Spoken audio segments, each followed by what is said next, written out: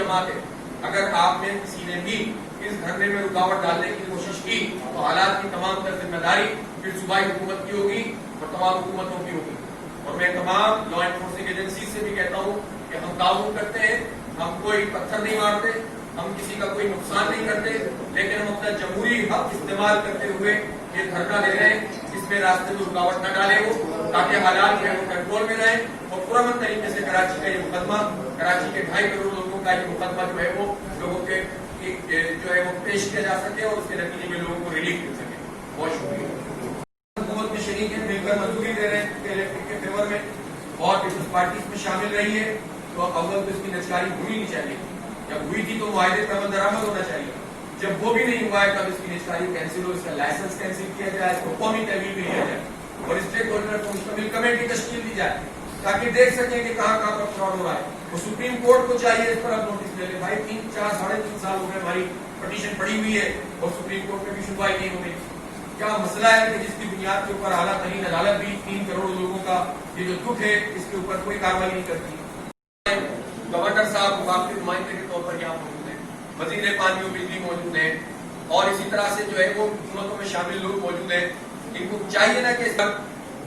Party politics سے بالا تر ہو کر کراچی کے عوام سے بات کہتا ہوں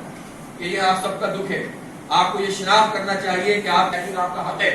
لیکن کم از کم اتنا ضرور دیکھیں کہ آپ کی پارٹی کی جو لیڈرشپ ہے وہ آپ کے ساتھ کیا سلوک کر رہی ہے، وہ اس ظالم ادارے کو کیوں سپورٹ فراہم کر رہی ہے۔ تو اس کاز پر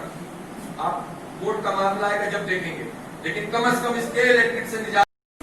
اور رات کو شام کو 7 بجے کے بعد سب چیزیں بند ہو جاتی ہیں۔ اس کا مطلب ہے کہ کراچی میں سب بجلی جو ہے وہ تو بہت واخر جو ہے وہ موجود ہونی چاہیے۔ اس کا مطلب کیا ہوا، اس کے 2 مطلب ہے۔ ایک مطلب یہ ہے کہ یہ آئل کے پلانٹ نہیں چلاتے ہیں تاکہ ان کو بیچنا پڑے، اور دوسرا مطلب یہ ہے کہ یہ جو انویسٹمنٹ ان کو کرنی تھی اپنے سسٹم کو اپگریڈ کرنے میں وہ نہیں کی، اور اگر انہوں نے یہ انویسٹمنٹ نہیں کی تو نیپرا کیا کر رہا ہے جو ریگولیٹری اتھارٹی ہے۔ اب 10-15 سال سے نیپرا کی ایکسرسائز ہے کہ وہ ایک شو رکھتا ہے پہ جا کے 3 لوگوں کا وہ بھیج دیتے ہیں انسپیکٹرز کی ٹیم، اور وہ آ کے ایک رپورٹ بناتی ہے، وہ رپورٹ میں کہتے ہیں کہ واقعی انہوں نے پلانٹ بند رکھے تھے، ان کو جو ہے وہ چند لاکھ روپے کا 1 کروڑ روپے کا جرمانہ لگا دو، اور پھر صرف زبانی جماعت حکومت کے پاس 24.6% شیئر ہے۔ اب جب یہ کمپنی 35 ارب روپے کا اور 25 ارب روپے کا پروفٹ شو کرتی ہے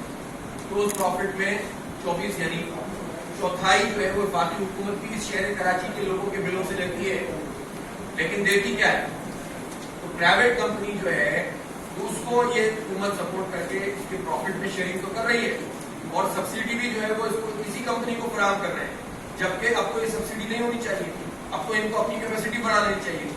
اب کو یہ ہونا چاہیے تھا کہ جو 800 میگا واٹ بجلی ان کو وفاق فراہم کر رہا ہے وہ ختم ہو جاتی ہے، لیکن چاروں طرف سے نوازشات اس کمپنی کو اس لیے کہ ان کے معاشی مفادات کا مسئلہ ہے۔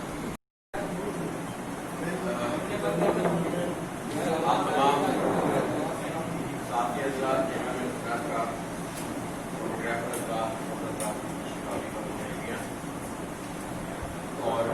جیسا کہ اسائنمنٹ میں آپ کو وہی بات پتہ چلی ہوگی کہ اس وقت شہر کراچی کا بہت اہم ترین مسئلہ ہے وہ بجلی کی لوڈ شیڈنگ ہے اور اوور بلنگ ہے